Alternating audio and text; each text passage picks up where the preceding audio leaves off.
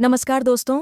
क्या आप जानते हैं कि संत सूरदास जी आज की इस वीडियो में हम आपको बताएंगे संत सूरदास जी से जुड़ी अद्भुत जानकारी, पौराणिक कहानियां और इसके रहस्यों के बारे में।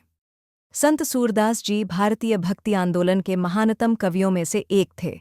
वे श्री कृष्ण भक्ति शाखा के प्रमुख संत थे और विशेषकर अष्टछाप के कवियों में गिने जाते हैं। सूरदास जी ने श्री कृष्ण की बाल लीलाओं, रास लीला तथा गोपियों के विरह की अत्यंत मधुर वाणी में रचना की है। संत सूरदास जी का जन्म 1478 ईस्वी में हुआ था। मेन मथुरा के निकट सीही गांव, वर्तमान हरियाणा में हुआ था। उनके जन्म को लेकर विभिन्न मत हैं, परंतु अधिकांश मान्यताओं के अनुसार वे ब्राह्मण परिवार में जन्मे थे। एक मान्यता के अनुसार सूरदास जी जन्म से ही नेत्रहीन थे।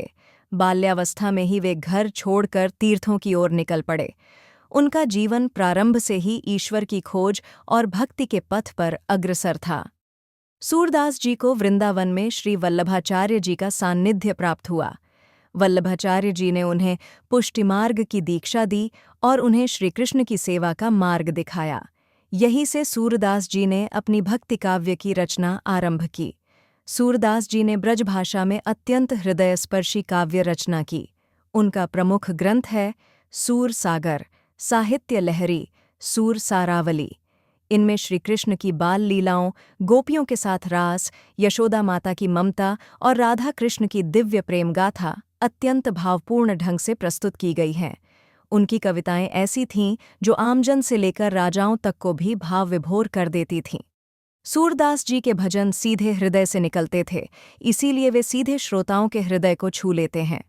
उन्होंने श्रीकृष्ण की बाल्यावस्था को इतने प्रेम और सरलता से चित्रित किया कि वे कृष्ण के सखा माने जाने लगे।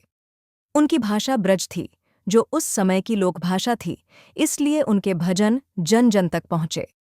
संत सूरदास जी ने अपना अंतिम जीवन गौघाट गोकुल में व्यतीत किया।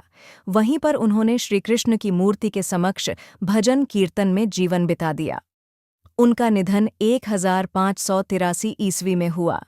सूरदास जी का जीवन एक संदेश है कि शारीरिक नेत्र भले बंद हों, परंतु यदि हृदय में भक्ति की ज्योति जल रही हो तो ईश्वर के दर्शन संभव हैं।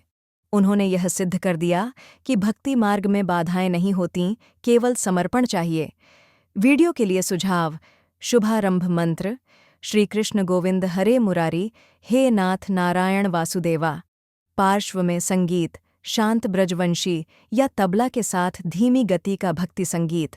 अंत में कहें, यदि आपको सूरदास जी की कथा से प्रेरणा मिली हो तो वीडियो को लाइक करें, चैनल को सब्सक्राइब करें और इस दिव्य कथा को दूसरों तक पहुंचाएं।